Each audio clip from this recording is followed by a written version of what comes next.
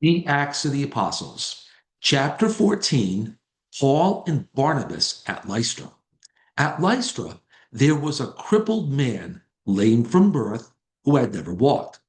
He listened to Paul speaking, who looked intently at him, saw that he had the faith to be healed, and called out in a loud voice, "Stand up straight on your feet."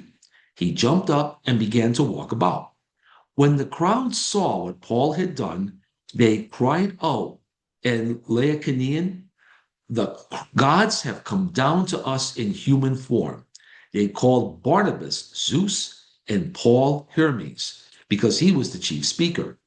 And the priest of Zeus, whose temple was at the entrance to the city, brought oxen and garlands to the gate, for he, together with the people, intended to offer sacrifice. The apostles Barnabas and Paul tore their garments when they heard this and rushed out into the crowd, shouting, "Men, why are you doing this? We are of the same nature as you, human beings. We proclaim to you good news that you should turn from these idols to the living God, who made heaven and earth and sea and all that is in them. In past generations, he allowed all Gentiles to go their own ways. Yet in bestowing his goodness, he did not leave himself without witness, for he gave you rains from heaven and fruitful seasons, and filled you with nourishment and gladness for your hearts."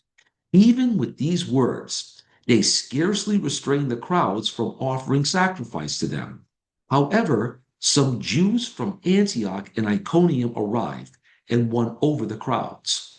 They stoned Paul and dragged him out of the city, supposing that he was dead. But when the disciples gathered around him, he got up and entered the city. On the following day, he left with Barnabas for Derbe.